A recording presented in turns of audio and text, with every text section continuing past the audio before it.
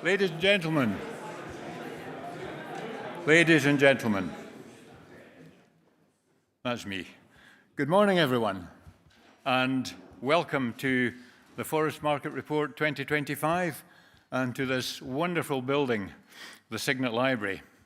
His Majesty's writers to the Society of the Signet certainly knew how to put a building together in 1815, and it's still here for us to enjoy. So in terms of a long-term investment like forestry and farming, this is a good example that can be attributed to lawyers.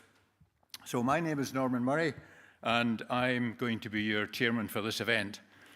Before I start, just a word on safety. There are no scheduled alarms, but if an alarm is sounded, then if you could make your way in an orderly fashion down to the end of the room, down to the stairs where you came in, and into Parliament Square, and you will be quite safe there. Now, we've got a fantastic audience here today, and we also have around 50 live streaming from now, and the live streaming goes right through to the questions, but those of you live streaming, not the lunch, so bad luck there. I have attended this event since 2010, and my experience for those in or associated with the sector is that it is always interesting, it's always informative, and I think most importantly, it provides consistent evidence-based data almost over a 30-year period, having started this around the late 1990s. And in any long-term investment, consistent evidence-based data really is important. So you will hear more of that today. The theme of the Forest Market Report 2025 is Forestry and Farming, Unlocking Synergy Across Rural Landscapes. With increased pressure on food production, timber usage, biodiversity, carbon markets, renewable energy, the relationship between forestry and farming has evolved pretty rapidly and poses the question of what is the best way to look at land utilisation. So the format we have today, oh, not quite yet. There we go. The format we have today is that we have four well-qualified, very interesting speakers with much experience in the sector. We have Xander Mahony of Tilhill, John Lambert of Goldcrest, Will Andrew of Seafield and Strathspey estates, and Rebecca Wilson, who is a fifth-generation farmer. So the format is that each speaker will speak for around 20 minutes, and then we'll have presentations. And the presentations will finish around about 12 or 12:15, and after that, a panel session for questions, and aiming to finish 12:30, 12:45, and then lunch where the speakers can mingle with you all in the hall. So our first speaker today is Xander Mahony. Xander is head of forestry at Tilhill. He leads the forestry investment team based in Yorkshire and advises clients throughout the whole of the UK. Xander brings broad investment experience, having worked in European and Asian stock markets and also with venture capital in Silicon Valley. He's also worked in government, and he has worked in the non-profit sector. And the information which he will give us, which is data-based, will be most interesting and will add to the 28 years or so of data that we've seen since the Forest Market Report was instituted. So Will, not Will, Xander, over to you.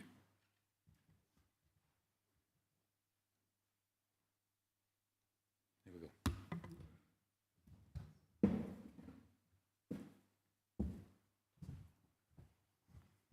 Good morning. See if I can figure out how this works. Well, I'd like to talk to you this morning about cults. Some cults you're born into.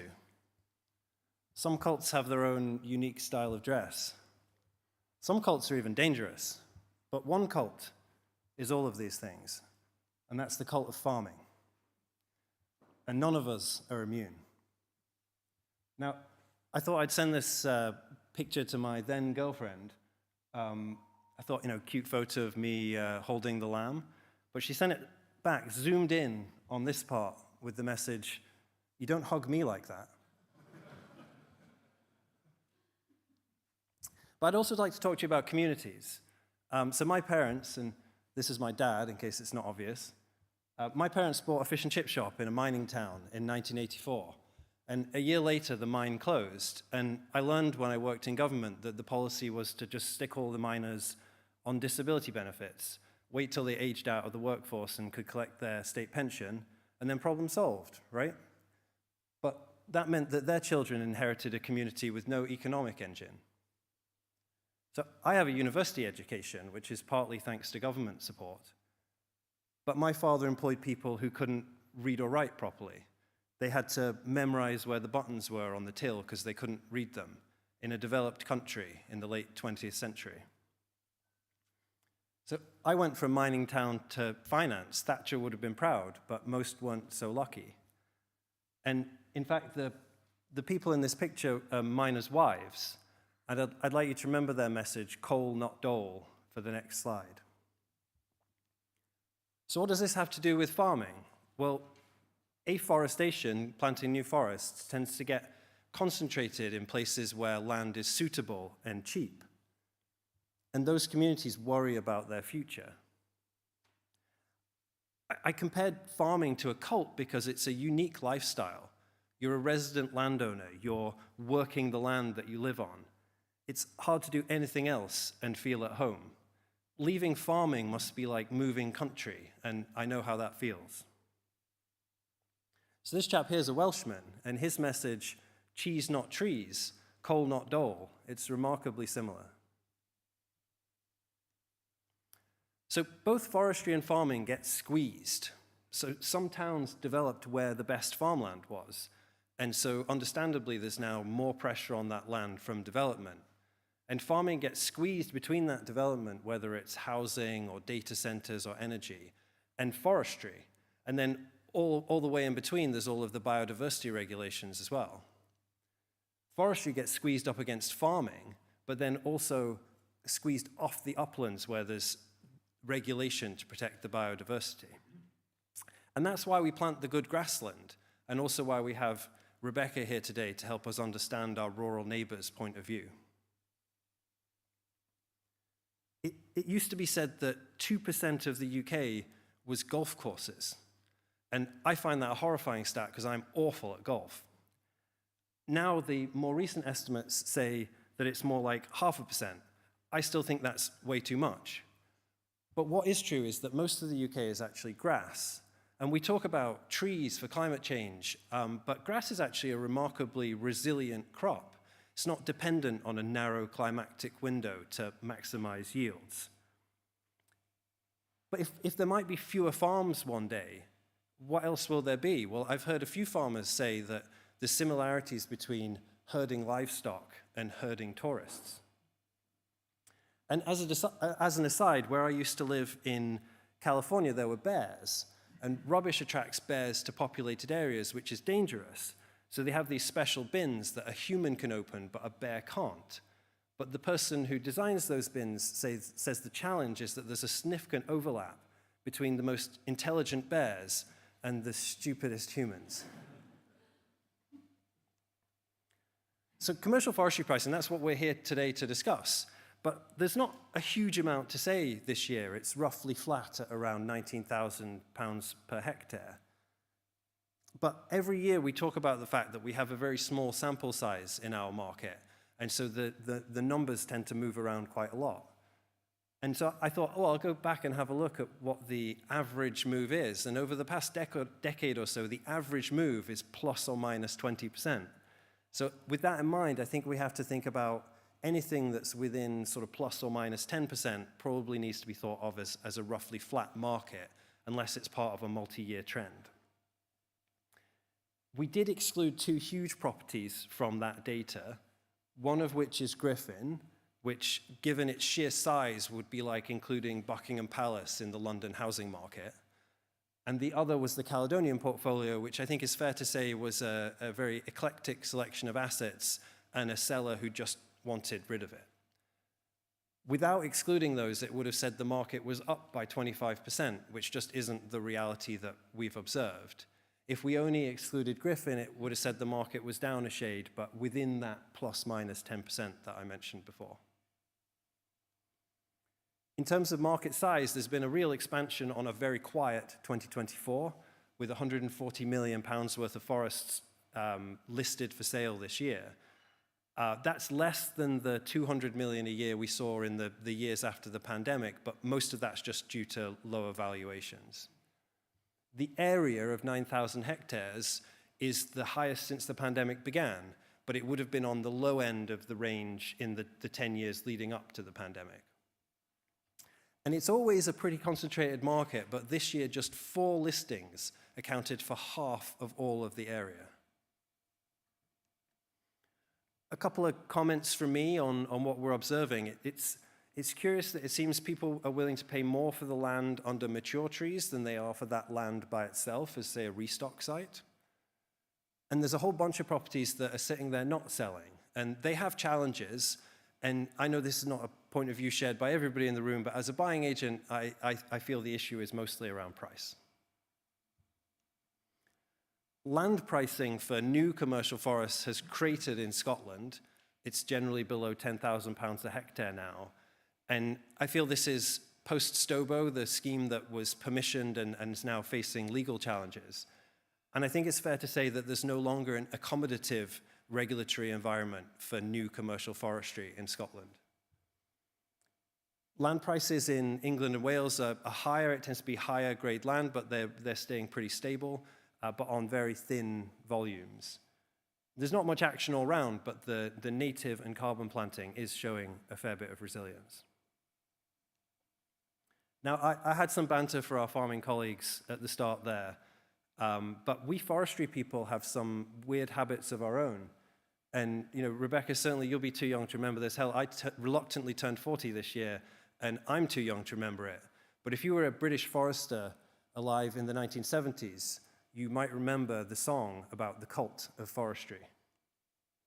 Thank you.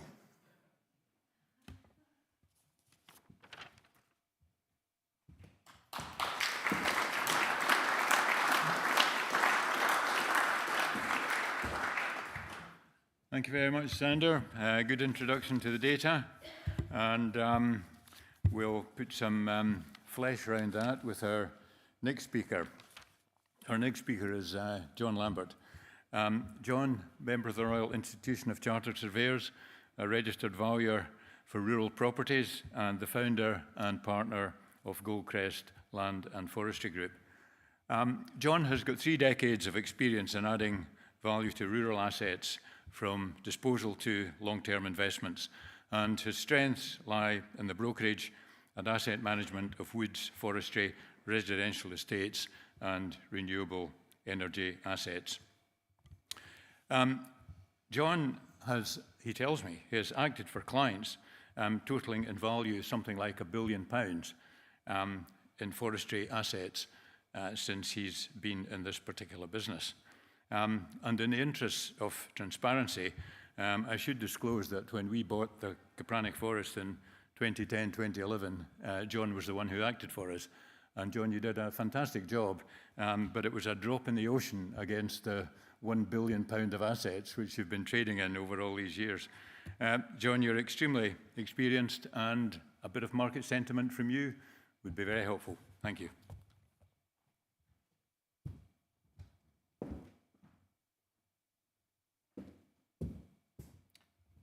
Thank you, Norman. That's me. Ladies and gentlemen, good morning, and thank you very much indeed for joining us, and thank you to Xander for the facts and figures. It's my job to explain the reasons why the market is prepared to pay the prices they do, and the vendor is prepared to accept. I will present the sentiment behind the decision-making, but I'm also conscious that our 2 guest speakers are talking about agriculture as well as forestry. Farmers and foresters have many things in common. They're both producing crops. They're both striving to improve our country's self-sufficiency. They employ lots of people. They sculpt the appearance of the countryside, of which they are custodians. Of course, the biggest common denominator is the land. Question: Is land the most tangible asset class? Land, quite simply, is where it all starts. Profound, perhaps, but land is the essence of life, from which plants and trees grow, mammals live, humans build houses and work with to heat and power their lives. On that basis, surely it is a priceless commodity. It is, of course, in constant demand from a multitude of users, whether farmers producing our food, foresters our timber, developers our homes, wind and solar farms and infrastructure, councils our roads, railways and hospitals, on it goes. It is a finite resource. Margaret Mitchell, the author of Gone with the Wind, quotes, "The land is the only thing in the world worth working for, worth fighting for, worth dying for, because it's the only thing that lasts." Different parties will value the land at different prices. Will the tree planter pay more than the sheep farmer? Neither would outbid the house builder. It is the purchaser, the entity that is parting with their hard-earned cash, who is the most accurate valuer. What is it worth to he or she? How does the market value bare land when creating new woodlands? Is it accessible? How fertile? Exposure? Landscape appropriateness? Distance to ultimate markets? Will the devolved forestry authorities grant you consent, provide support, and what will be the financial return on your investment? All of these considerations value the ground. Then there's the question of the value of the solum, the land under established woodland. With a small handful of exceptions, the assertion is once a woodland, always a woodland. One might proffer the opinion that, of course, it is the same value as bare land about to be planted. However, this is not always the case. When mature timber is felled, there is no restocking grant, resulting in the solum often being less valuable than a new site, which does attract fiscal grants. The trees planted on the solum will also have an effect on its value. The solum under fast-growing, high-yielding spruce will be more valuable than under poor-quality pine. It's not purely a function of land quality, but the decision of species choice that can affect values of the solum. Bare land values have come back from the dizzy heights of spring 2022 and have revalued, reflecting the static-ish nature of current interest and inflation rates. Investors are seeking 5 to 6% plus to commit to forestry, an investment often regarded as long-term. However, land can produce unexpected upsides.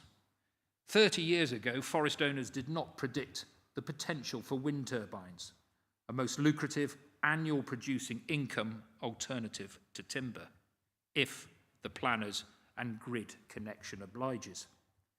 Radio masts, hydro schemes, carbon credits, development, and other change of use have all produced fiscal benefit, not necessarily originally anticipated.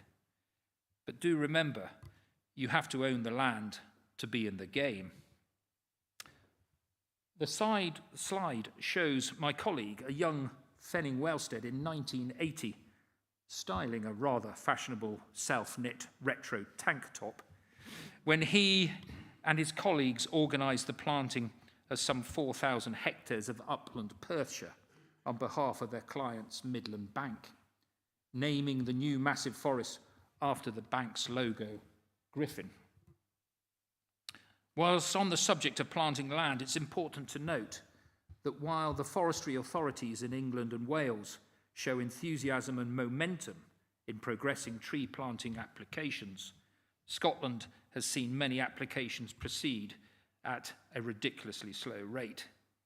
In addition, Scottish Forestry themselves have been legally challenged in a small number of cases where they have been accused of not processing applications appropriately. It is clear that Scotland will be a long way short of their planting target this year, as investors keen to make progress and plant trees have a preference to invest in land in England and Wales. I'm often asked, who sells forestry and why? The majority of forests that come to the market are owned by individuals, sometimes more than one owner, perhaps siblings who have inherited the property.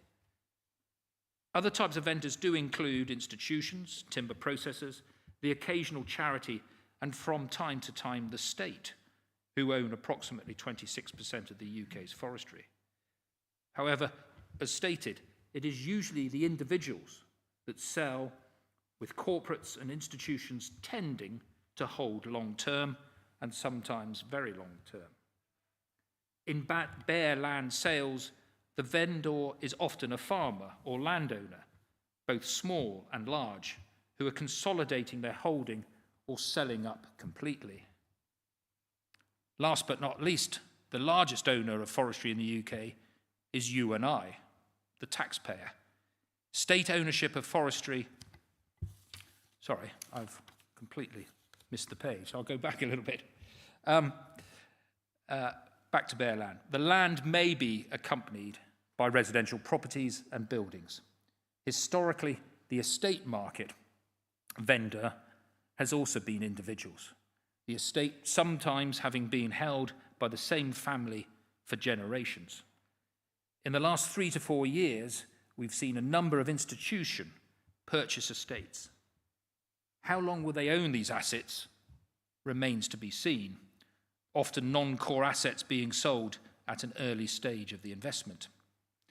Death, debt, and divorce are commonplace reasons for sale. Passing cash to the next generation for tax planning or acquisition of homes or other large financial requirements can be the reason for selling properties. Buyers come in all shapes and sizes. Individuals and families who have a small amount of spare capital who are looking for an attractive escape.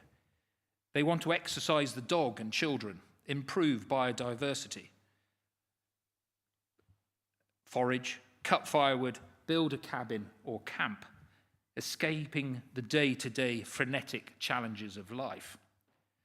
Certainly more interesting than a share certificate on your computer screen. Even with an absence of merchantable timber in the mid to long term, it can still work as a fruitful investment. If you buy an attractive woodland, well located, that you enjoy, there will always be someone behind you who will also want to own it, care for it, and enjoy it as you have. Moving up the scale a little, we see well-funded individuals who embrace forestry as an investment class. They have £250,000 plus to invest. They're sophisticated investors, understand discounted cash flows, yields, fees, and risk. They may have diverse investment portfolios, shares, bonds, other property assets, and cash. They might be business owners or high-earning professionals. Whatever their background, they can see the upsides of timber production. The facts I regularly mention each year, sometimes on this stage, remain. The UK imports 80+% of its timber requirements. World population is expected to hit 9.8 billion by 2050, with substantial growth in urban areas and increased construction.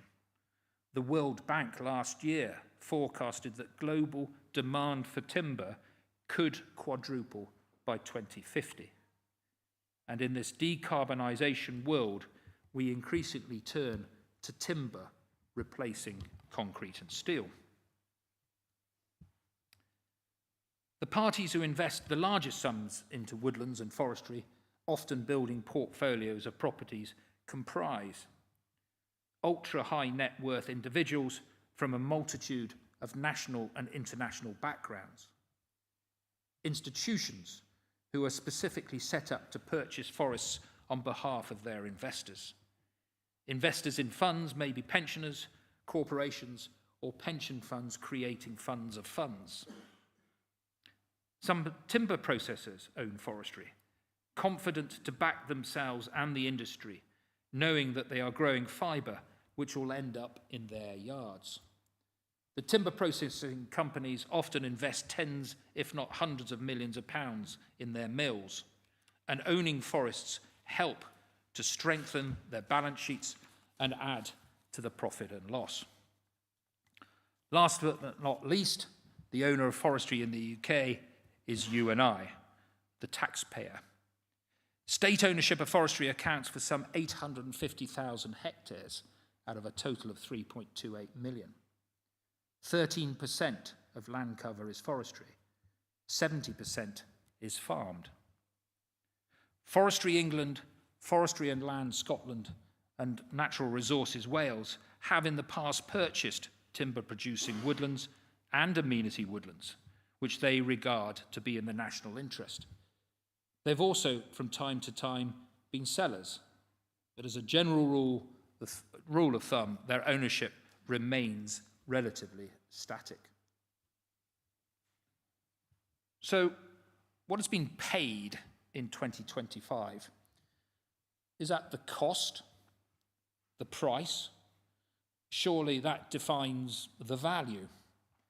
A question around definition that us valuers ask ourselves on a regular basis.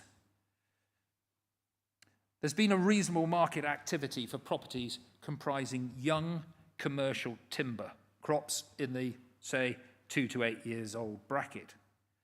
Undoubtedly, the design of forestry plantings has improved substantially in the last decade, and we're now seeing some exemplary examples being sold both on and off the open market. Sites with immaculate design, 100% stocking, grade 4 land, gentle slopes, fully established high yield class crops, intensively managed with attention to detail such as inter-row mowing. These have achieved prices of over £20,000 per stocked hectare for 3-year-old crops. In some cases, the land and trees are accompanied with pending issuance units, or PIUs, the precursor to the woodland carbon units, colloquially known as carbon credits. Where these are connected to well-designed mixed woodlands, they may be described as high integrity. This creates additional value, and we have examples of validated PIUs being worth over £30 a tonne while still attached to the land and trees. Conversely, poorer quality young forests on marginal ground producing low yield classes has seen prices as low as £7,000 per hectare. Mid-rotation crops have produced a large spread of values depending on location and, of course, quality. In 2025, purchasers have been selective and on occasions, in my mind, overly cautious. We've seen bouts of sitting on hands syndrome, where investors have been watching national and global economy and political uncertainties. Institutions' deployable capital has also varied from time to time, and the spread of this bracket is probably in the order of £10,000 to £28,000 per hectare, a wide range. At the mature end of the market, there has been strong demand from the institutional buyers who, if possible, are keen to generate annual income in their business models. However, current timber pricing has not encouraged felling, and some enlightened owners have delayed felling unless essential. Sale prices in this bracket have ranged from a low of £27,000 to a high of £46,000 per stocked hectare. Variation results, of course, from volume per hectare and quality. To ensure maximum sale pricing, it's been imperative that sellers establish volumes and furnish potential purchasers with the detail to allow healthy, informed competition.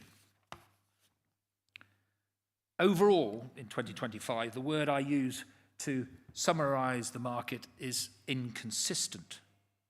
Comparable, similar properties have sold in some cases at considerably different prices, or indeed, as Xander has alluded to, some properties sticking and not selling, and indeed where others have sold at really quite strong prices. I repeat myself, the market has been cautious and selective. Lastly, a couple of thoughts about what the future might bring. The Scottish Parliament has recently approved a new land reform bill. This will affect the largest of farms, forests and estates, greater than 1,000 hectares. Management plans will need to be drawn up, and when the owner wishes to sell, he or she will need to inform the Scottish ministers, who in turn will work with the local community and establish if they wish to purchase parts or all of the proposed sale subjects. Lotting will be used as appropriate. My prediction is that this will slow and in some cases frustrate the sale process, potentially resulting in reduced sale receipts. There is also the question around how communities will pay for these parcels of land and whether, as in the past, a Scottish land fund will be available. And if so, surely we need to ask the question, is this good use of taxpayers' money? Secondly, April 2026 sees the reduction in business property relief, resulting in 20% inheritance tax being paid on inherited forestry assets after an initial exempt £1 million. This still means forestry is an attractive business, as most assets will attract 40% inheritance taxation on death. My prediction is that the change will have little effect on the forestry market, with timber prices, inflation, and economic outlook having a much larger influence. Thirdly, I am sure you are all aware that next Wednesday, the Chancellor of the Exchequer will present her autumn budget. There has been much guesswork, assumptions made, and a perception that election manifestos might be broken. Will her actions lead to more house building, confidence in the markets, and a booming economy? Time will tell, but personally I'm confident that patient investors who purchase land and timber, a growing commodity, will always find a point in the cycle where liquidating their investment generates very substantial returns while having enjoyed the benefits of land ownership. Thank you very much.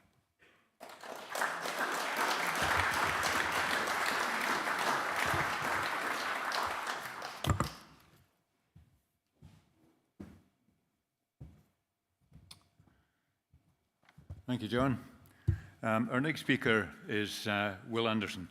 And Will is the Chief Executive of the Seafield and Strathspey estates. Will is a chartered forester with over 40 years' experience in forestry and land in the north and northeast of Scotland. He started as a forester, as a contractor, and then to a head forester for the Crown Estates in Glenlivet. He was then a senior forester and management consultant with 2 firms of chartered surveyors and joined the Seafield Estates in 2007 as their forest director.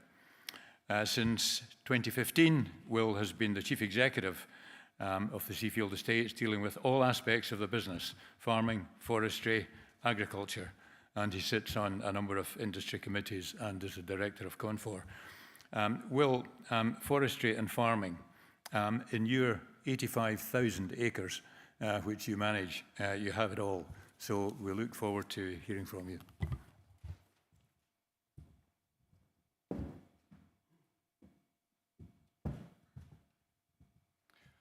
Thank you very much, and thank you to John and to Xander for inviting me to speak here this morning. What I'd like to do is to give you a flavour of the integrated nature of the work that we do at Seafield and Strathspey Estates, and a little bit about how perhaps forestry and farming are better bedfellows than you might otherwise think.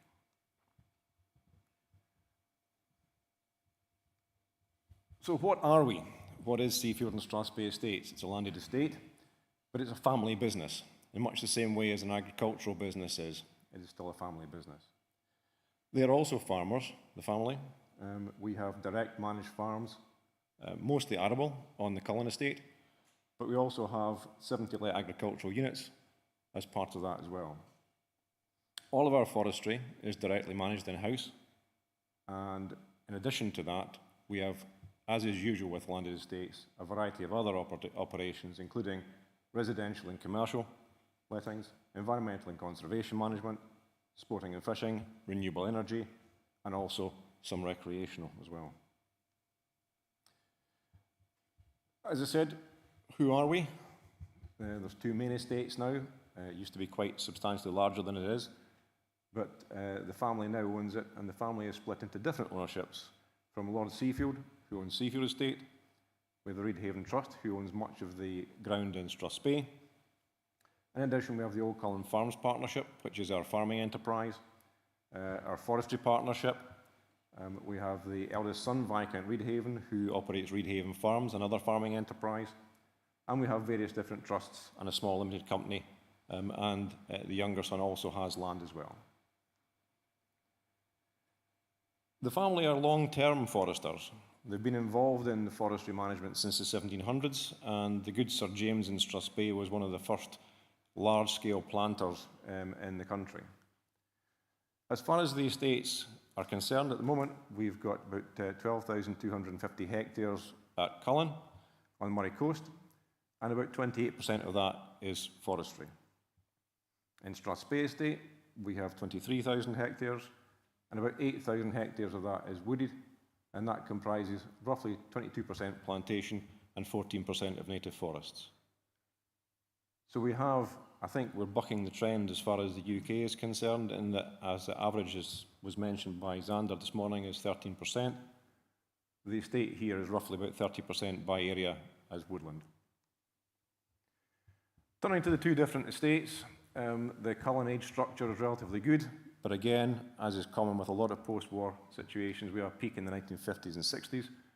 And again, we have another peak in terms of farm woodlands that were established in the 1990s. In terms of the species mix, we're quite well distributed in species. We have about 35% Sitka, 20% Scots, about 16% mixed stands, again, mainly spruce and pine, and that's a legacy from some of the 1950s and 60s plantings. We produced our first main forest plan in 2021, and 6 months after we did that, we had Storm Arwen, which tended to put a little bit of a dampener on what we had originally planned. But fortunately, the work that we did, most of the damage was done in the first 11% of the approved areas that we actually had. So we were well placed to harvest that with our timber partners. In terms of Strathspey, the age structure is very much different. It peaks in the 1960s with restocking following the wartime fellings, and the species mix is much, much more different. For those amongst the sector who are concerned about the large amount of Sitka spruce that the industry relies on, they should try managing some woodlands in Strathspey, where we have 70% Scots pine, and we're looking at ground which is not going to support anything very much other than that. In terms of farming and integration, the estate has done a lot of that over the years. It is very much an integrated woodland. This is an example which we had from the mid-1990s when the Farm Woodland Premium Scheme grants were available, and the estate was looking at its own farming enterprise and finding out what was working or not working for it. And again, in terms of integration, both the farm manager and the forestry director at that time were tasked to go and look at the enterprise, the farming enterprise, and find out what areas were marginal enough that they could be transferred to forestry. This is a perfect example of it here. In the 1990s, they converted about 450 hectares to woodland, using the grants that John was mentioning as well. And we've seen that by now, 27 years on, we've had first thinnings in those crops. We're getting good yields from them, and we're estimating quite substantial yields at clear felling as well. Bearing in mind that the species choice down here again is quite limited because we are coastal, and that has a difference in terms of what we can and can't put onto some of these coastal areas.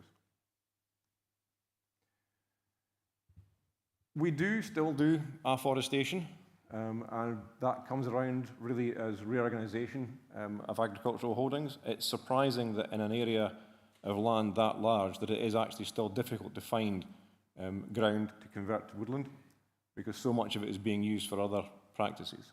And that is part of the mixed and balanced approach that the estate has. We're currently in the process of doing a 72-hectare forestry grant scheme, but that's very much based on 50 hectares of productive woodland.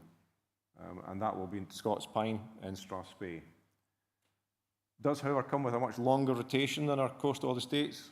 We're looking at 70 to 90 years with thinnings every 10, so reflecting the much lower yield classes. But we are getting that sustainability from the business through scale. And that's something that I think that we have to be very conscious of, is that we are atypical perhaps in terms of the scale that we can operate at, and not everybody has that luxury. We are continually reviewing our assets because it is, after all, a business. And despite the size of holding, as I've said, it's not always easy to change land use. The family is still committed to forestry, and that includes the ability to actually purchase off the estate footprint, which it has done successfully over several years. And in this particular case, we've just finished doing a harvesting of about 11,000 tonnes from 25 hectares of this, 25% of this forest, which has generated around about 50% of the original purchase price. We are still a business, as I've said, and as well as acquiring assets, we will sell assets depending on what we're required to do. A particular woodland here, which we acquired and held for less than 10 years, and on selling we saw about a 60% uplift in capital value. And in the meantime, we also had income generated by a 2,000 tonne thinning. John mentioned the taxation strategies, and for a large landed estate, that is a major consideration, and we've seen a lot of changes to that over the past 12 months with the proposals that have come forward from the October 2024 budget. However, in conjunction with John, we still see forestry as a very, very attractive asset class, and that will not change our commitment to forestry in the long term. So to give a summary in this, we continue to review our asset class, and we look to acquire or sell to meet the family's business needs. It is a family business. We're farmers as well as foresters. We think that that is something which is a strength as far as the estate is concerned. But timber income as part of our revenue stream, it's a very important part of our revenue stream. However, agriculture is still our main driver and is the engine behind a lot of what the estate does. And so the land use mix that we have will always remain balanced between the two main land uses that we operate. We will, however, change land use where it's justified, either in terms of change to forestry or looking at other commercial developments. But this sustainable yield, both from agriculture and from forestry, is important. And we've seen the changes that we've had this year in terms of agricultural impacts with climate, and climate is something which is focusing our minds really from both of our main streams of business in terms of agriculture and forestry. We should not underestimate the employment benefits that flow from that, both directly in terms of our own employment, but also in terms of downstream employment, for all the businesses that rely on or operate on the back of the estate's particular work that it does. But again, to follow on from some of the points that were raised by both John and Xander, the real aim here is to manage the woodlands to a high standard. It is to grow for quality, and it is to seek and obtain good professional advice in terms of the operation of your woodlands. And that really is the crux of a successful investment or a successful operation in terms of woodland management. Thank you.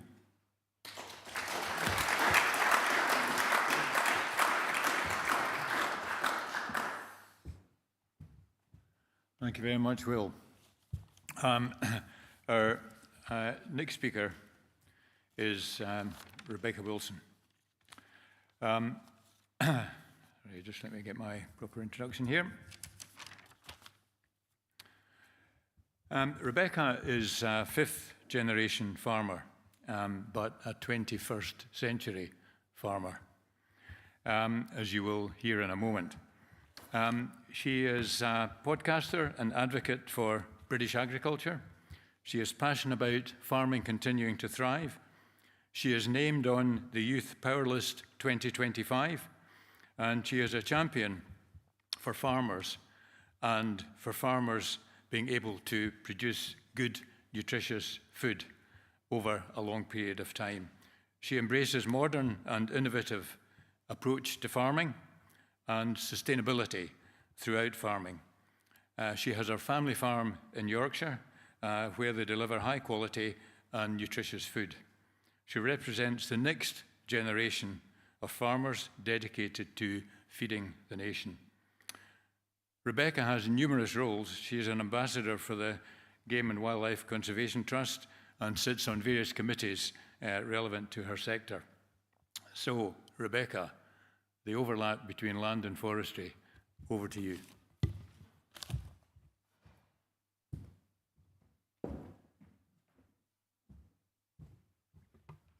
Hello everyone, and thank you very much for inviting me to speak here today. I actually like to wander around, so I'm going to have to try and stay right here. Make sure this works. So, firstly, as mentioned, I am a farmer, a podcaster, and a content creator, which basically for me just means I post on Instagram. I certainly am not a forester, anything to do with forestry, so it's been quite a learning curve to do a bit of research, I guess, ahead of today. And actually, when I was asked to speak today, I was really, really excited for farming and forestry to be sitting at the table together, I think is absolutely vital as we go forward. So I decided to, well, look into the future of farming and what that really means, set a bit of context about what being a farmer today is. That image looks so futuristic. It looks ridiculous, doesn't it? But actually, we're already working with a lot of robots, a lot of automation. Vertical farming is happening. I don't know what that little thing is there, but maybe that's on its way too. So it does look futuristic, but we are really harnessing technology in the industry. The Great Balancing Act, we've already heard today how land use, how the balance of land use is really important, and it is presenting challenges, but hopefully things like this bring us together and show that collaboration can work. So a little bit more about me. It's probably not the most well-trodden route, considering I'm a fifth-generation farmer and then I went off to uni and did other stuff, but for me it was really interesting to get away from the farm. I did my undergrad in human, social and political sciences at Cambridge, and looking back, that was probably actually my first exposure to people who, you know, hadn't grown up in the countryside, let alone knew the specifics of farming. I did return back to farming roots though, and went to Cirencester and studied land management. We did do a woodland module. Genuinely, about the only thing I remember from that is identifying ash dieback. I don't remember anything else, so as I said, I'm not a forester. But then I took a job, and it was actually down in Oxfordshire, working for a company specialising in utilities and infrastructure. Then came back up north, as I think people from Yorkshire often gravitate back to there, and worked as a project manager in the poultry sector. Returned back to the family farm about 4.5 years ago. As mentioned, we're in North Yorkshire, so we're in the Vale of York. We're a mixed sheep and arable farm. Predominantly, we are family labour, so myself, my mum and my dad, we are not farming on a massive scale, and I think I'll slightly touch on this later, but the delineation between kind of big estates, big diversified estates, versus that small, medium family farm, I think there's a big difference in mindset, you know, capital available, etc. So I think it's sometimes interesting to delineate between those. We're also a helix farm. That means we do loads of trials. That's in conjunction with our agronomist Hutchinson's. Their tagline is linking technology, knowledge and advice to deliver sustainable farming, and I will touch a little bit on sustainability later. So I wanted to kind of ground us in, I guess, the historical roots of farming and why, for me, farming really matters.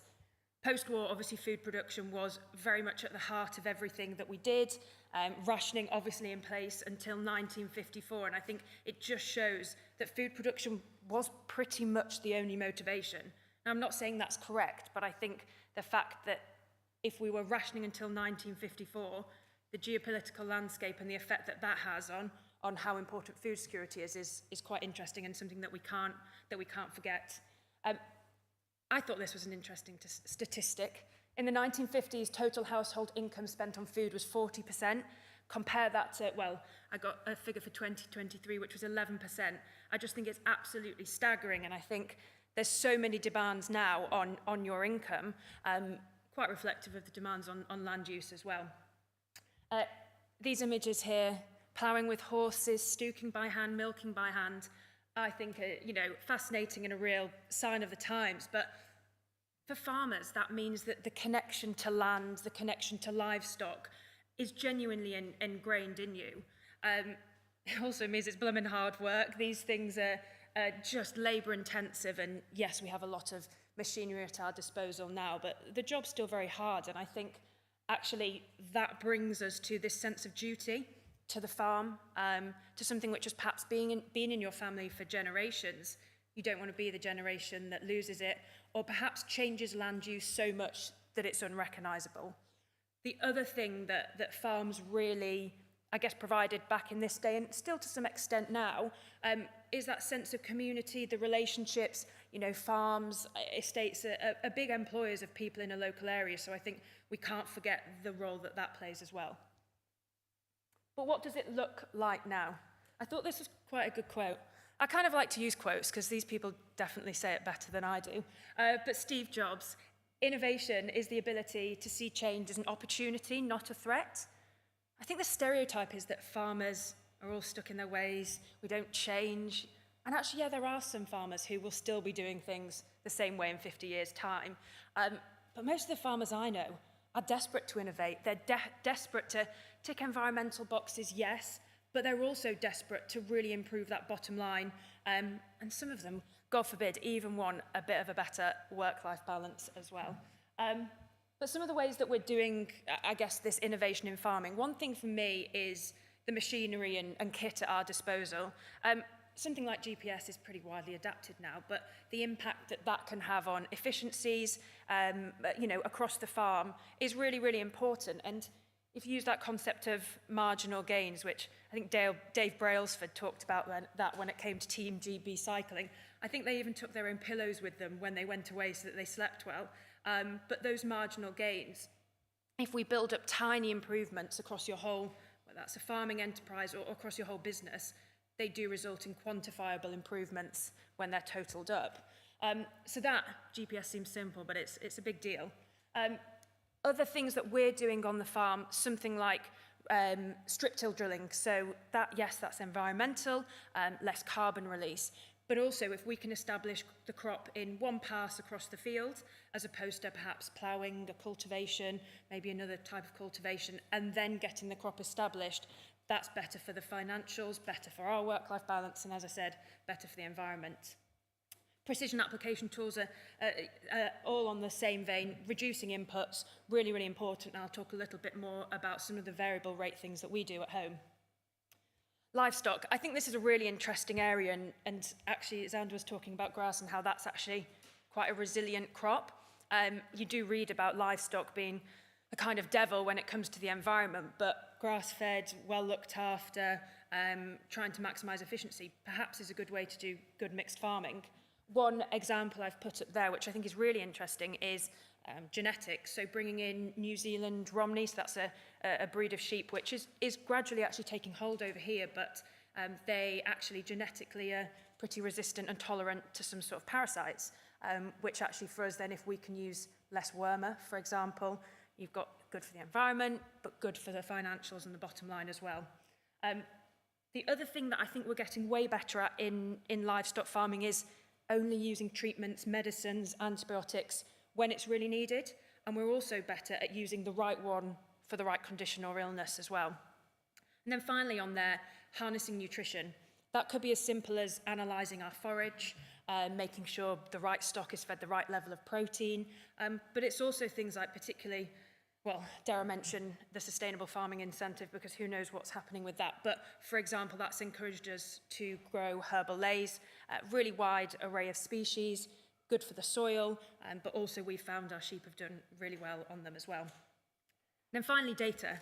I think data is going to play a massive part in the future of every sector. So much so that I found a quote which fitted perfectly to say that I was right, and it is going to play an important part. And this is from The Economist. The world's most valuable resource is no longer oil, but data. Now, I do still think this is a bit wishful thinking, and I don't know if Donald Trump would agree that we should just forego oil and just concentrate on the data. But anyway, I think it shows that actually data is increasingly being seen as a commodity. The important thing there, though, is that we as people who have access to a lot of data from our land, we treat it as a commodity too, to some extent, giving it away to, and particularly in the farming kind of perspective, giving that data away to perhaps retailers, supermarkets, who will use it effectively on their carbon accounting, for example, if it's in environmental terms, and then take it away from our environmental accounting, I think it's quite dangerous. So, I don't know if this light thing works. TerraMap technology, this is one thing where we are really putting data into practice on our farm. So, this map here is created using the technology. It is a Suzuki Jimny which drives across the fields, scans them.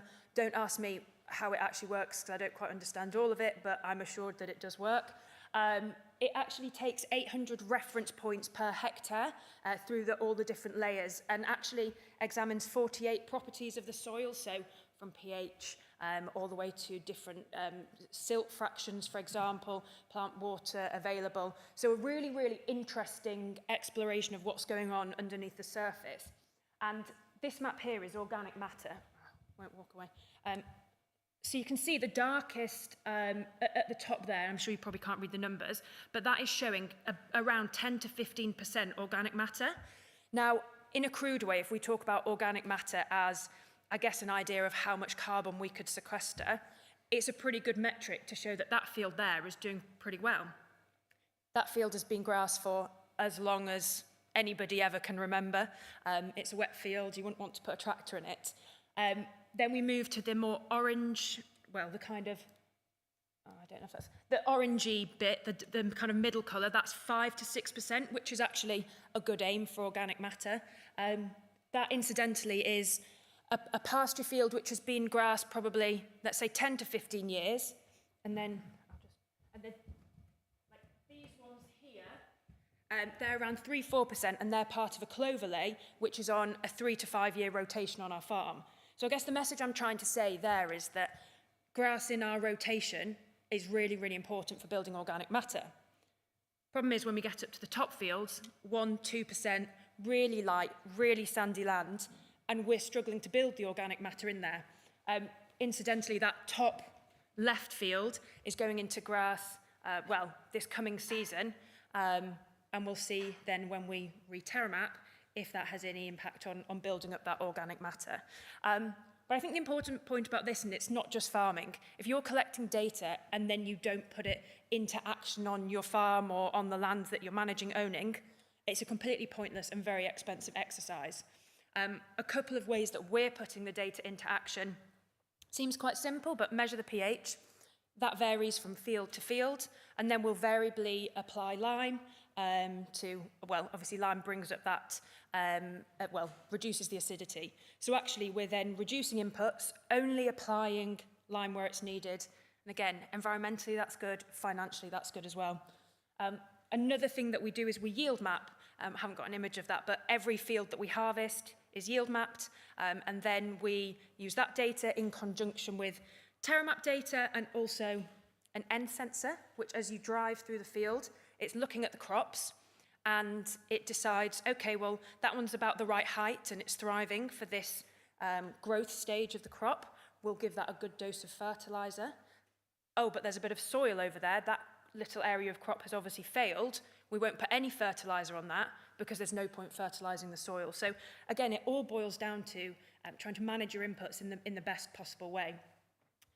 But I think the challenge is when it comes to policy, if we're doing all the right things, you know, in theory, perhaps we're doing good things with our rotation and the soil and reducing inputs, how are we to be judged if that top left field takes 100 years to build 1% of organic matter? So I often kind of say, are we going to be judged on the actions we're doing as farmers, custodians, people who manage land, or the outcomes? Because the outcomes aren't always as we want, maybe not as quickly as we want or as we expect.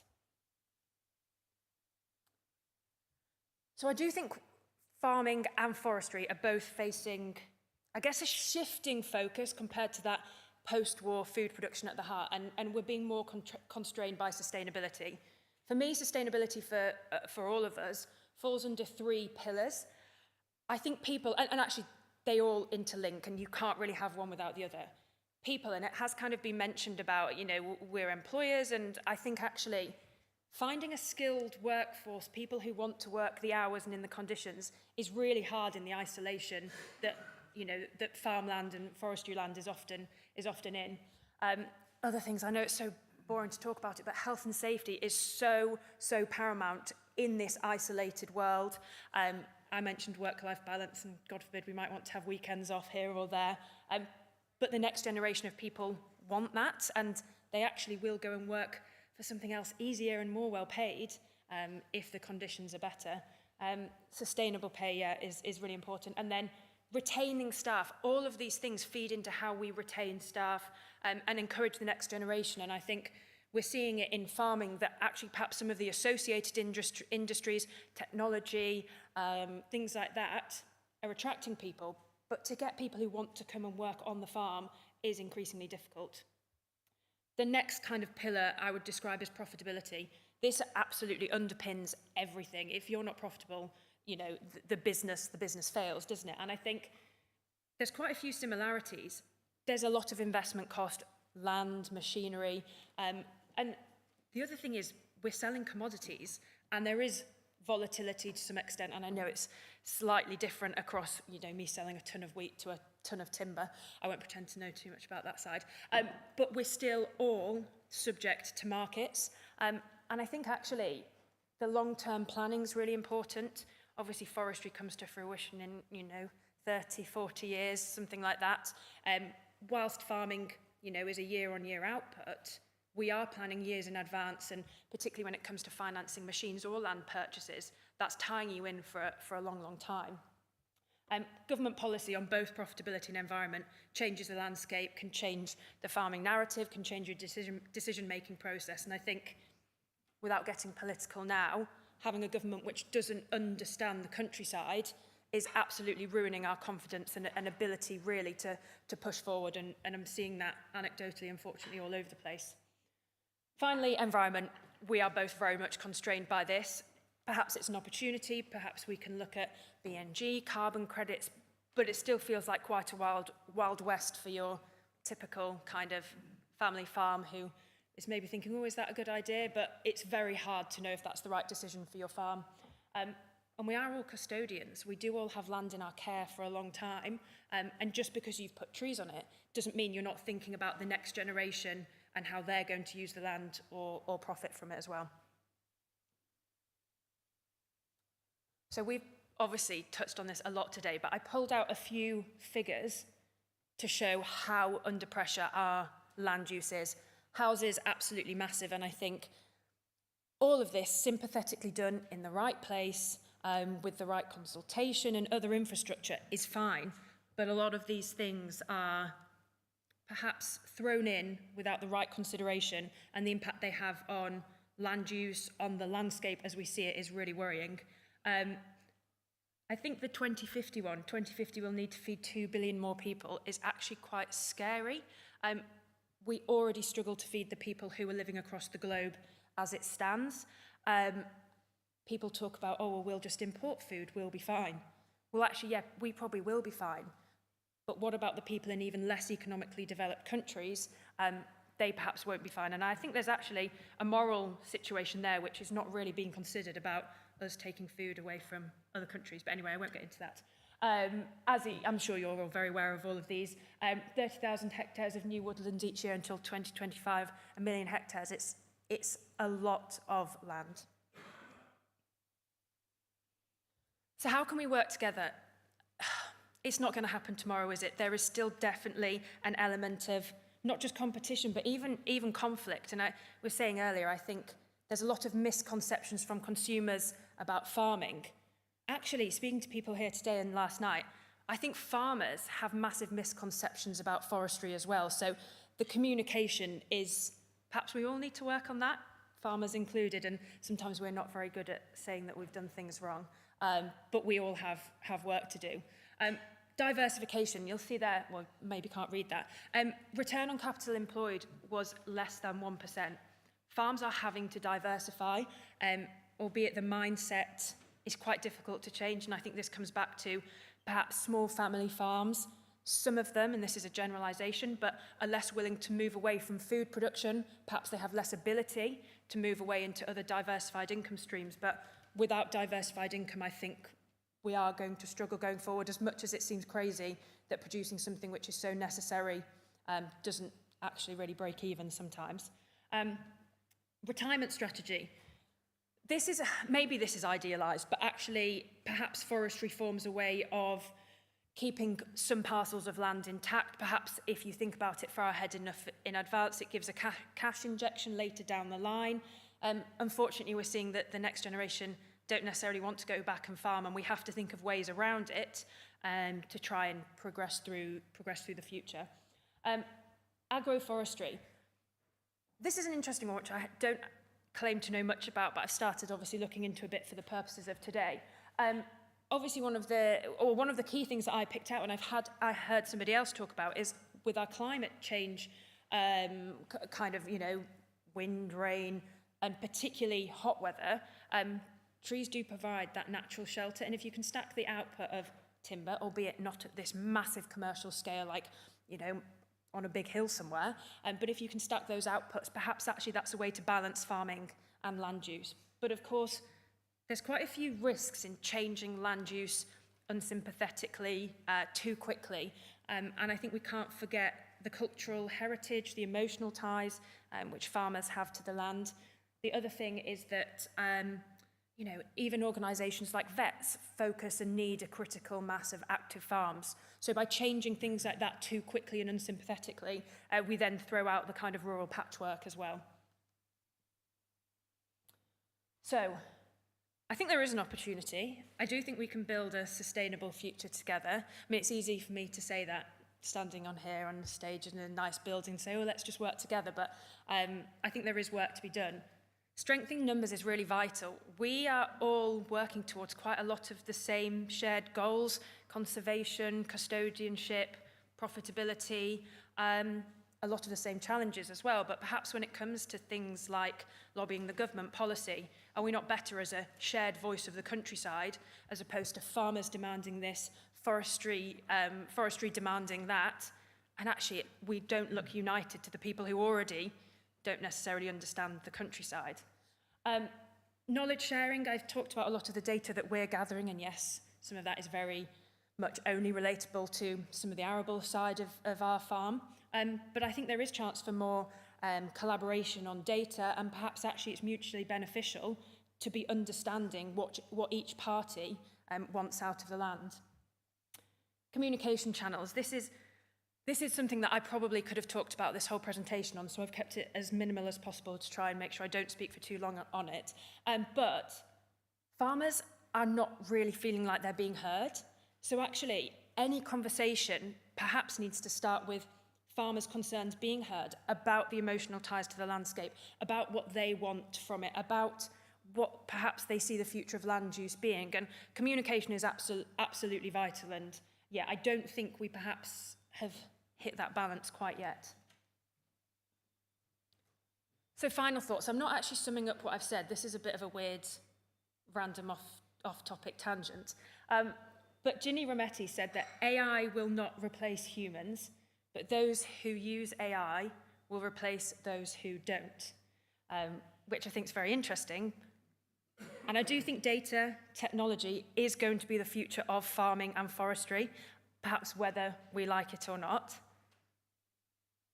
But what I want to say is be critical of what is presented to us. That might be policy, that might be data, that might be reports. Because actually, every single image that I've shown you in this presentation is created by AI. It wasn't real. And I just want to know if you even questioned that reality that I presented to you. Thank you. That one is real, by the way.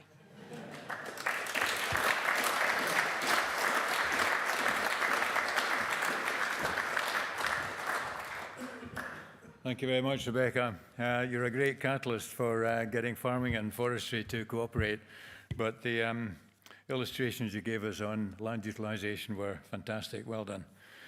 So all of our 4 speakers, big appreciation, please.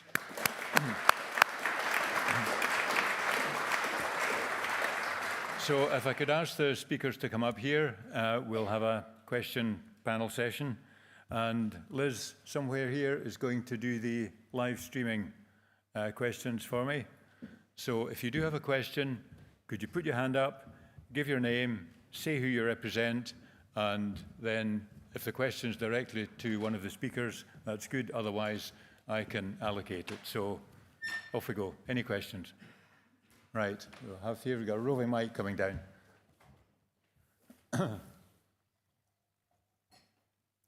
David Leslie, I'm from James Jones and Sons. We're a family timber merchant based in Lambert in Scotland. I'm going to ask the panel a question about regret. And I saw the trees rather than cheese comment, and I went up shooting into Strathspey in the late 70s, and somebody was holding up a placard saying you can't eat trees. And I wonder whether those who own that forestry today, it's owned by quite a lot of people, family ownership like Seafield Estate and by Gresham House and others, whether they regret owning those trees. And whether indeed when we talk about Rebecca and those pressures on land, whether we'll look back and regret this whole-scale move over to broadleaf planting for carbon. We're seeing planting in Scotland, which is over 50% broadleaves, which, unless I see something in the future through AI, will never produce the timber we need for all those people that John mentioned. So I'd like to ask the panel, do they think we'll regret some of the policies that we're heading into with our forestry today? Okay, good question. So I'll just leave it up to the panel to take this one as they see fit. I think what we see a lot with forestry whenever we propose land use change is scary, and people are almost pre-programmed to question change and be worried about change. And I'm interested for Rebecca's view on change, given the reputation of farmers and change. But we see it from the general public, and I think it's, we all experience this, but, what happens, change happens anyway, whether we like it or not. And we have to adapt and make the best of it. And, I think if we do get to a point where we regret a long-term change, then we'll course correct, right? We'll plant less trees, we'll grow more food. So that's, I think the thing on change is key there. The shift from timber production to natives, unless somebody invents a factory that can produce timber, at some point, I think there's going to be a move back to productivity, whether it's farming or forestry. And it's unimaginable now that you'll tear out a bunch of native woodland and replace it with commercial forestry. But we've done that in the past, and we did it because we needed it. And I think that's, need is a huge driver of change.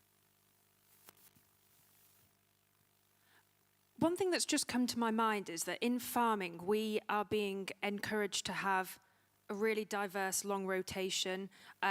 We're being paid by the Sustainable Farming Incentive. I mentioned herbal lays to put a multitude of species into one field, companion cropping.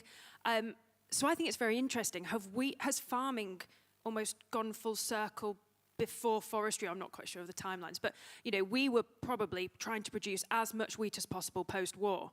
we've now come to the stage of going away from this monoculture. Environmental concerns and biodiversity are probably at the heart. Will forestry perhaps go full circle in that same way? I don't know, but that was just the thought I had. Maybe we've done our intensive monoculture and we've gone back, but I think perhaps we'll have to go back to producing more food. But on the subject of kind of change, I think I'm going to say data again. I'll use an example. So I do some stuff with the National Sheep Association, and pulling sheep off the fell is something which people are being pushed to do. One thing that I have raised is that, well, we need the data to say, what does that change do to wildlife and biodiversity? Removing sheep off the hill, not having things grazed, what are the pros perhaps, and what are the cons? And actually, we don't really have that information to take to the people making the policy to say, we can't take sheep off the fell because, well, we'll have more wildfires. I think we will. But yeah, I think data is going to underpin change, and the change we want to make, we have to probably prove our own points. Okay, John? Just very briefly, it comes back to me every time that it's a finite resource. We've only got so much land. We've got to make those decisions. We are sometimes pushed and encouraged or supported by politicians who come and go very quickly, and politicians quite often try to bring in new policy to look different, in my opinion. So whether they've got regret, quite possibly, but we can only do the best we can. Markets come and change. We reduce beef and sheep and the price goes up. We try to grow more timber so that we import less. But it's up to everyone in this room, I would suggest, that it's about trying to make the best decision for that land use and not regretting something in the future. Okay, Will? Yeah, it's an interesting perception in terms of what constitutes regret.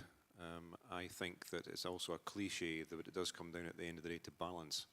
I think in terms of utilising the land, we need to look at it. And again, the example that we used there was we're producing a new woodland creation scheme there where the bulk of it is still productive forestry, but it produces those other benefits that are being looked at by society and us as landowners.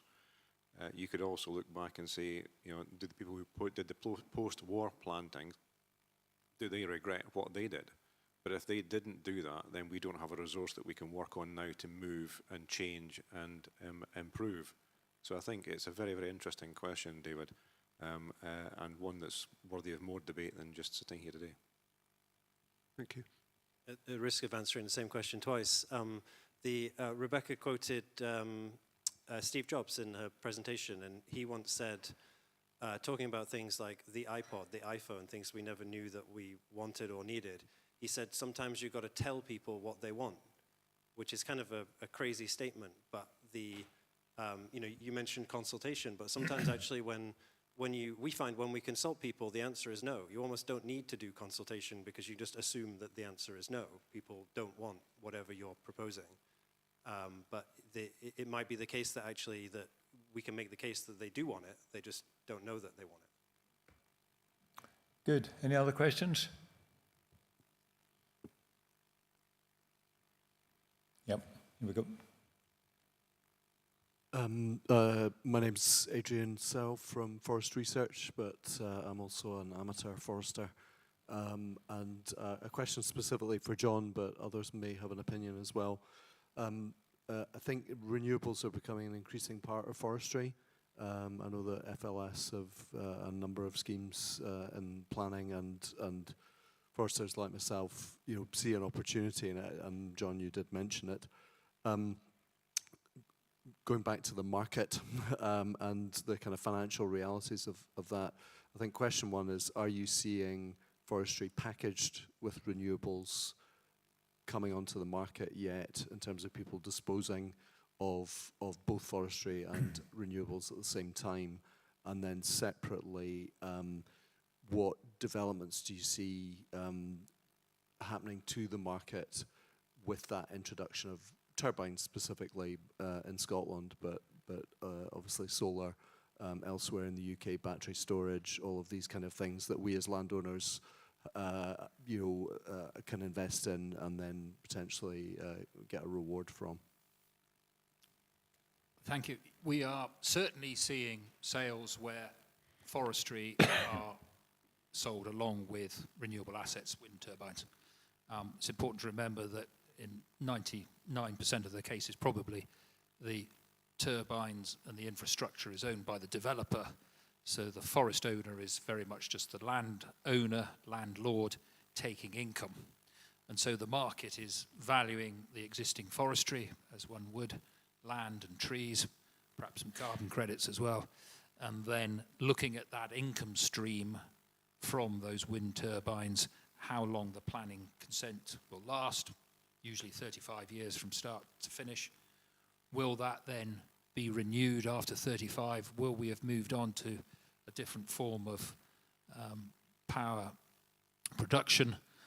But it's valuing that income stream and taking a view on yields and the rest of it. And I think if we look at the bigger picture, then again, it's a free market. And so there's been, from some departments, looking at solar and concerns over many acres of built on with solar panels. Where will that be? But for landowners, it can be a very large financial income stream and an attractive one. Where will it all end? It's hard to guess. Okay, any more questions? I actually could say something on that. So, of course, we mentioned Griffin, that was a huge forest that involved a wind farm that got sold this year. And there's actually a very fine forestry analyst in the room who I won't out, who one of the scenarios that they looked at for Griffin was actually replacing the wind turbines with commercial forestry again, which had been cleared out of the way for the wind turbines, because that particular site was not the most productive in terms of wind and has challenges with actually getting new, bigger turbines into it. But the advice that we give to clients is, if you can do energy, your returns will be an order of magnitude higher than trees. And I imagine you see this with farming, that, if the energy people turn up, everything else just gets steamrolled out of the way. Okay, any more questions? Do we have any live stream questions? Yep, Liz.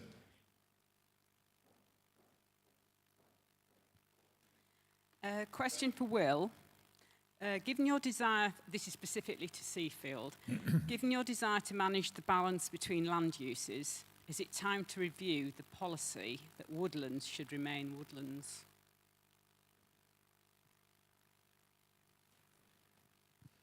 That's a very interesting question. I think a lot of it comes down to cost at the end of the day, and we all know the cost of changing woodland from what it currently is to an alternative land use.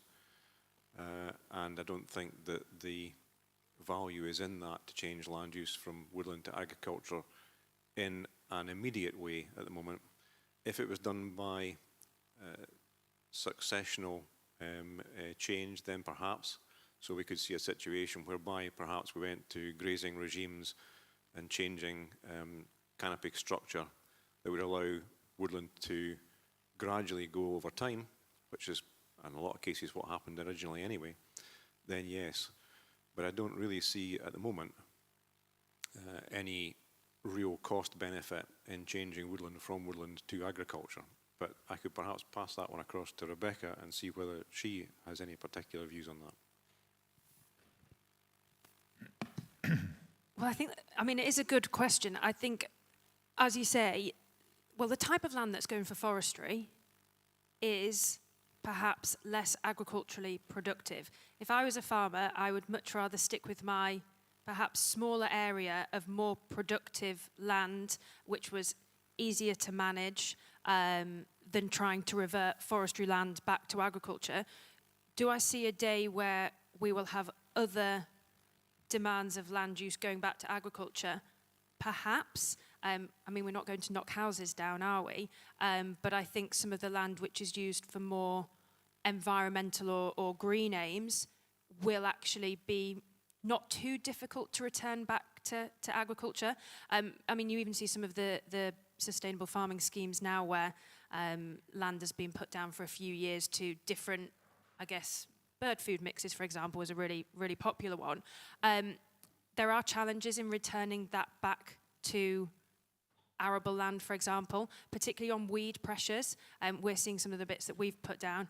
I'm not going to lie, a lot of them are just thistles because you're not really allowed to manage them. So that will present a minor challenge to manage in the future when they get returned back. But reverting tree of land used for forestry back to farming, I'm not sure there's also the appetite from farmers and the next generation of farmers to have a really hard life farming sheep on the hill. I think I know I'm generalising that every bit of forestry is on a hill, but I don't think there's farmers who really find that way of life as palatable anymore, which is a shame.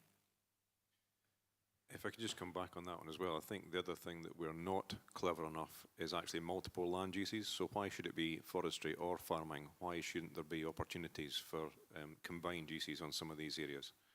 If we go back again historically, there would have been woodland grazing in some of these areas. And a lot of that is down to stock handling, stock pressures and stock densities. It can be worked in such a way that it doesn't actually impact upon the forestry crop. So I think there is more work to be done on that, perhaps, in terms of the integrated management of forestry and farming on the same area of land. Good, thank you. Any more questions? Yep, here we go.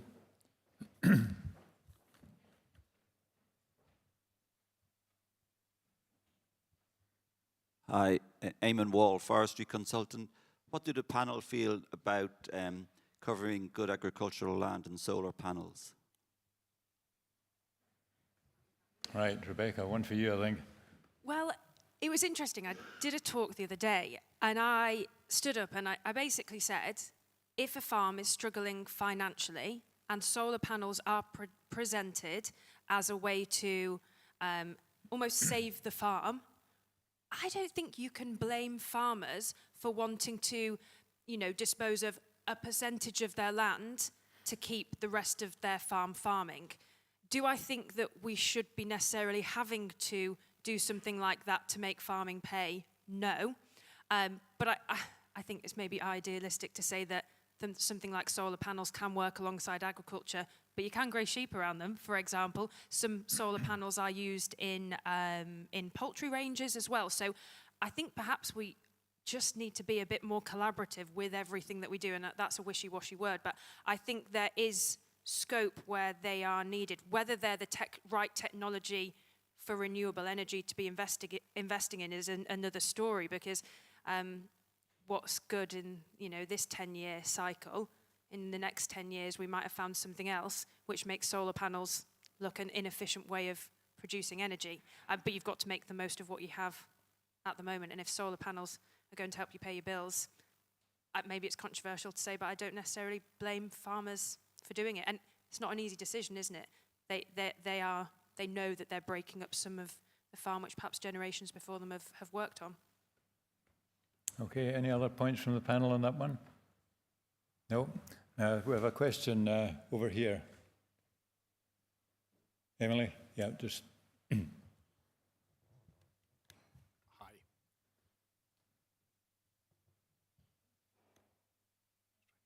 Hi, John Mitchell of Anderson Strathern Solicitors. It's a question for Rebecca. You said you enjoyed a quote. It'd be 5 to 10 years ago, and I heard Professor Wayne Powell from SRUC speak. He said the challenge for modern agriculture today is, can we create the yields of our fathers using the methods of our grandfathers? Much of your talk showed the beginning of that journey. With data, science, and robotics, do you think we might complete the journey and be able to make the yields of our fathers using the methods of our grandfathers? What a good quote and question to start with. I would say what probably we are doing does encompass almost both things. regenerative farming is a modern phrase that has been coined, but to me it's mixed farming, which has been going on for generations, the incorporation of livestock, looking after the soil. Perhaps our grandfathers didn't have TerraMap data to look at the soil, but they still knew that that was the medium to grow everything. So some of those methods, which perhaps have, livestock were unfashionable. Regenerative farming brings livestock back into the fold. If we then incorporate that with the technology of good genetics, for example, good nutrition, as I mentioned, yes, absolutely. However, I'm not saying that innovation and data and research is going to be the only thing or a magic bullet, because, for example, on some of the variety side, when it comes to some of the arable crops, and it's a discussion that we have with the trials that we do, some of the varieties are not resilient enough to stand up to modern day disease pressures, pest pressures, particularly climate pressures. So have we solved it yet with technology and research and all the rest of it? No. But I think we could. And actually, if as a 30-year-old coming back to the family farm probably should have done a different job that's not farming, if I'm not optimistic for the future, then there isn't much hope for anybody wanting to farm or manage land, produce food, everybody in this room. So I'm enthusiastic. I think language is really important here, and we keep creating new language. If we go back 5 or 6 years ago, we weren't using the phrase natural capital. What is natural capital? It's arguably what we've all been doing for generations, looking after the land, whether that's growing crops, growing trees, and then institutions come along and want to try and monetize that. Make profit, I think, is another change of language. So we're all trying to use this land as best we can. We're trying to do different things, and we're trying to make a living out of it and create food and timber, and on it goes. But the language keeps changing, which I find quite fascinating. Good, thanks. Yep, question at the front here. I have a question. It's Andrew Draneen from Savills Investment Management, one for Xander and one for John. For Xander, could you tell us a little bit about timber price today and the timber price sort of correlation to timberland pricing as well? So how you've sort of seen that diverge, let's say, over the last few years. We're sort of more in line with the fundamentals today than perhaps in the past. And the question for John is really around, is it a buyer's market or a seller's market today? If you could just sort of provide some color on that. Normally we get Andrew's challenging questions in London, and you've got an extra day to prepare yourself. So timber pricing, it's been tough this year. It's been tough since the peak of the pandemic, and I usually say it's the biggest variable. Now, something like interest rates and thus discount rates is actually a huge variable when you model a forest financially. But no one can really predict or forecast interest rates, but we can sort of have a view on what a timber price is going to do over time with supply and demand. But there's these statistics about, we're going to have so much more demand for timber in 2050 and such. It's certainly not coming about today. It's been a challenging year, and have the forest values reacted as much as the timber markets have moved? I'm not convinced they have.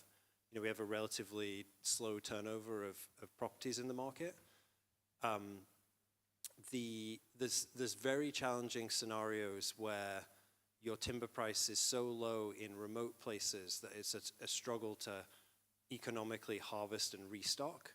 Because on the other side, the restock costs have also risen, especially as you get more remote. And so there's kind of like a huge shift in the kind of modeled value of those properties, right? As soon as you start getting outside of prime areas for commercial forestry. So in short, in answer to your question, I don't think there's been the reaction of asset prices to the timber market. But at the same time, the timber market's cyclical. So if at the top of the market you project that forwards, or the bottom of the market you project that forwards, you're probably making a mistake. But the question is, as is covered by Harry's article in the publication, what's going to drive the timber market forwards in the near term? And that's where I think we still see a lot of uncertainty. Any other questions? I think it was a part two to the Oh, sorry. Andrew's question about buying or buyers or sellers market. As I said in my presentation, it's been an inconsistent year. There's plenty of money out there looking to spend money and buy forestry assets. And some assets have sold very well, and others, very comparable, have stuck, and in my opinion, in some cases sold quite cheap. And there are still assets out there which, in my opinion, are starting to look really quite good value. And it's been quite a few years since we've seen value in the market. So taking that, then it's a buyer's market. And I think the forestry market this last year has really reflected quite accurately, in my opinion, the British economy. Everything's been a bit cautious. Everything's been a bit selective. Everyone's using the excuse of our friend Rebecca in accounts and what she might say next week. And there's just been, as I said, this slight sitting on hand syndrome. And I believe that's been reflected in other markets as well, where the markets haven't been at full throttle. So there are opportunities there. We've got more properties coming to the market. I think there will be opportunities. But as I said, some of the prices that have been paid this year have been at the top end. So it's been an unusual market, I would suggest. With the benefit of a couple more moments to think, I tend to read about different other related markets that look similar. It's obvious to compare it to the housing market just because it's another type of real estate, or even commercial real estate. But things like classic cars, for example, the cost of restoration of a classic car has apparently also skyrocketed. And so there's a big differentiation between a perfectly restored concourse spec classic car and one that needs a lot of work. And I'm not sure we're seeing that gap expand quite as much in forestry as might be justified by the costs and incomes associated with that. But you can look at the market for yachts, the market for fine watches, wine, all of these markets that were very strong in the pandemic, like our market was, are all now asking the same questions of themselves as to what is fair price for these assets. I think just going on from that, we're told that inflation's at 3.8%, and I'm not quite sure what goes into the politician's basket, but everything I seem to buy in a professional world seems to have increased considerably more than 3.8%. Certainly in the forestry world, where we're looking at planting trees and buying those and buying fencing materials, etc., and road costs, labour costs, it all seems to be greater than 3.8%, but perhaps I've got that wrong. I don't actually have anything else to say, but I was liking this little double act that John and I have got. So. Good. Any further questions? Right, down here.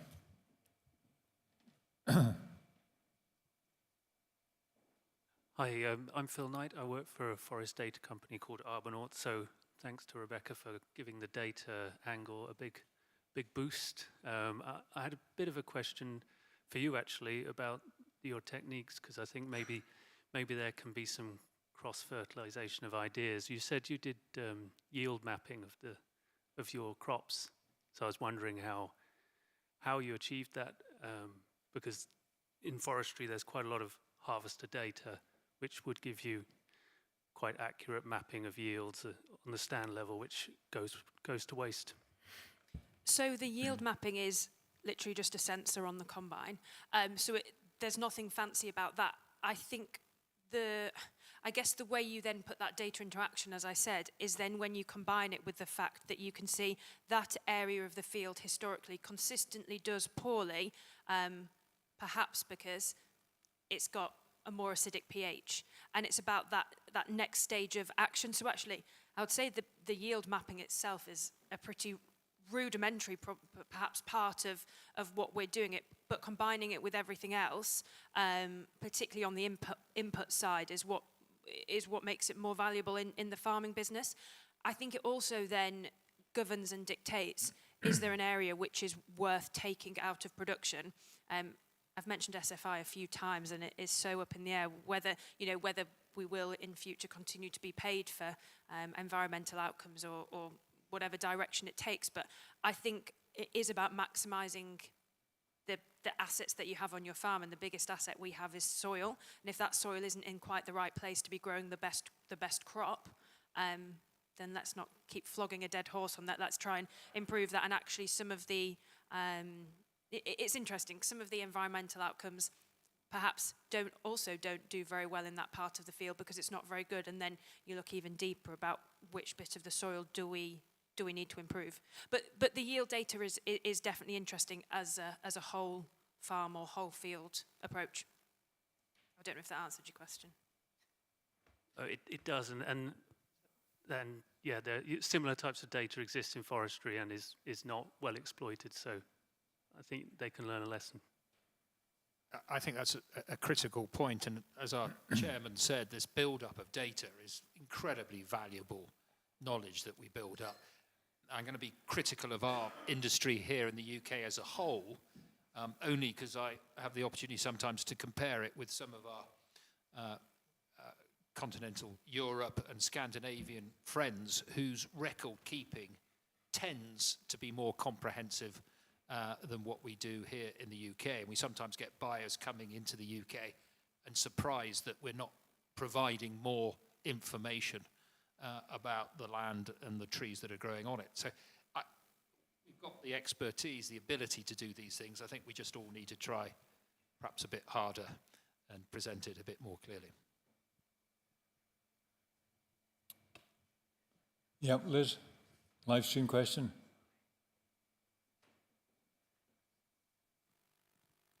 A question for Xander and John. Please comment on the interest from foreign investors in the last 12 months, and have they been successful in acquiring woodland? I think during the pandemic, we spoke to everybody in the entire asset management space in the whole world. That slowed down in the last sort of year or so. But there has been a notable market entrant who has, to my understanding, bought a high-quality asset or two in the market. This is an international asset management firm. We still get inquiries from folks, including from North America, but they're sort of looking for a market opportunity that hasn't arrived yet. You know, they're thinking, hey, is the UK market, which is typically slightly lower yielding from a financial returns perspective, probably distorted by the tax benefits, which if you're an international, you're not going to benefit from all of those. So I guess the answer is yes, kind of, but it's not. They're not beating down our door at the moment, I don't think. John? We certainly do sell from time to time to residents out with the UK. I think a lot of the issue is just the size of our very small market, and we've got enough buyers here, so it's a bit harder work for someone overseas to come and buy assets in this country. But certainly we've got, if we look at, say, the last 10 years of trade, certainly we've got Scandinavian buyers, mainland Europe, and American, and even further afield, a couple of purchases that I can think of at the top of my head from Hong Kong, etc. So from time to time, I think is the immediate answer, but the vast majority of purchasers, I would suggest, are UK residents. One last question? Right, well, I might finish with one last question for the whole panel. And that is to do with resilience and climate. What we see in forestry, as you will know, is tree disease. and putting a long-term forest plan together. We did one 12 years ago, and we planted lots of larch. And we were encouraged to plant lots of larch. And a recent felling has been taking a lot of mature larch out. We've got ash tieback, which we have to deal with, and we're not alone in all of this. So resilience going forward, changes in climate, from floods to drought, which affects you in farming as well, Rebecca. So I guess my question is, are we adapting well enough to produce more resilient crops, whether it's arable crops or whether it's trees, to deal with the changes that we're seeing in climate?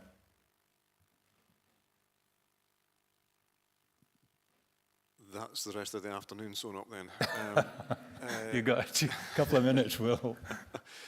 I think the short answer on that is yes, we are aware of the climate changes, but coming back to the point about data, I don't think we have an awful lot of sound data to base some of those on. We have a very reactive position just now, I think, in a lot of cases to what we're dealing with. We have some forward-looking models. My own question is how good, in terms of what Rebecca was saying, question everything. How good is the data that your models are built on?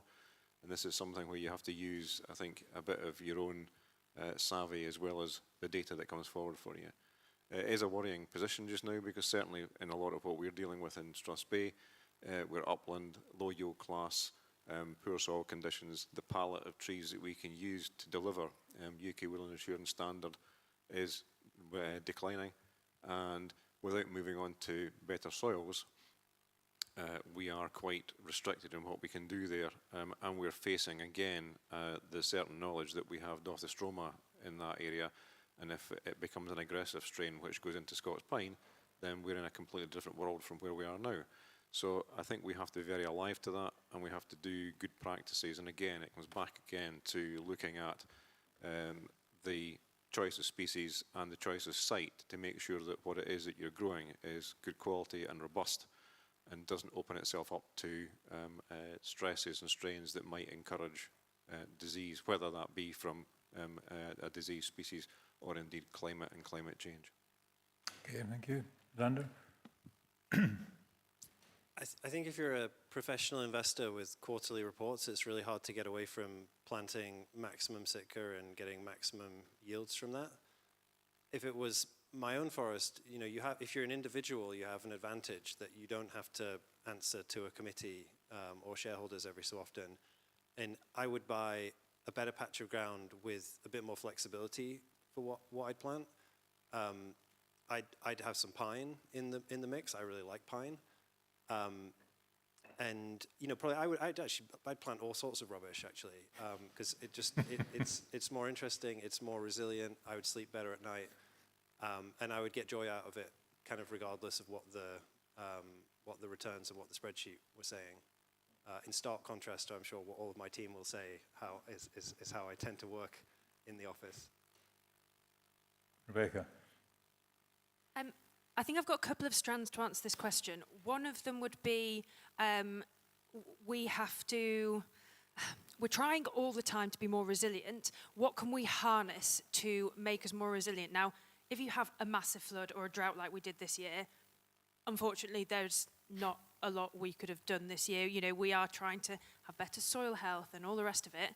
But if you literally have zero rain for however many months of the year, some things are just not going to grow. On the weather and being more, I guess potentially proactive, but working with the weather. And I'm not sure it's quite there yet with the technology, but we tried out an AI weather station, which collects some ridiculous amount of data points. Now, the idea of that is that if you were then applying whatever product to your plant, you are applying it at the absolute optimum time for the weather conditions. Now, that seems a bit but the improvement that you get on making sure the application is right is absolutely vital. So I think we have to be a bit more willing to work with what the weather is going to throw at us. Another completely off the wall kind of slight tangent strand is that we do also need to be better ourselves as farmers. So the example I would use is a virus called Schmallenberg, which in forestry won't have touched your radar, I'm sure, but it's midge-borne, And if a sheep gets bitten at a certain stage of pregnancy, it contracts this virus, unfortunately causes massive lamb deaths, deformed lambs. It's genuinely horrific. Now, we were told that in Yorkshire we wouldn't get it because we were too far north and it was too cold for the midge and all the rest of it. Anyway, we got it, and it was awful. But I'm going back to the data point here. If we actually are aware that the weather is getting warmer, for example, and yes, you do catch this virus, there's nothing you can do at the moment, we have a responsibility as farmers to make sure that we're reporting on the fact that our farm in this location got that virus, therefore the midge got there.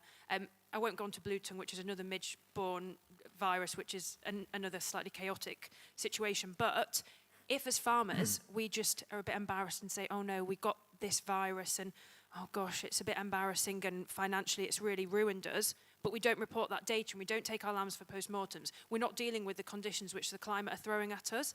And I know that's off the wall and you probably expected me to say, oh yeah, well, wheat yields were a bit down. But I think sometimes we have to think a bit outside the box and actually just face the challenges head on and just take responsibility and do what you can. John. I think, firstly, historically, the UK has been very competent and successful at biosecurity, and may that continue. I think there's a huge amount of work in the resilience world taking place, and actually this presentation last year, we touched on that at nursery level, where there's a huge amount of work going forward. And just very quickly, lastly, I ended up sitting beside a Swede last week, and Sweden has some huge percentage cover of forestry compared here to the UK of 55%. Someone in the room will correct me, no doubt. And this individual owned, with his family, a small parcel of woodland where they had a little summer cabin. And he was working in a high-stress job. But it's definitely, I think, more in their DNA than the average UK person, the whole forestry ownership thing. And his weekends and holidays and high days were going to the cabin and physically working on the trees, doing a lot of physical brushing. He saw it as a bit of keep fit, but overriding that, he felt that his crop of trees would be more healthy. They were more open up, more wind going through them, less prone to wind blow, etc., etc. So we can probably never be doing enough work to look after this crop, and let's just hope that new diseases don't come along and the climate changes so much that we have catastrophic failures, but it's something that we're all very much aware of. Good. Well, thank you very much, and a big hand to our panel today for dealing with the questions.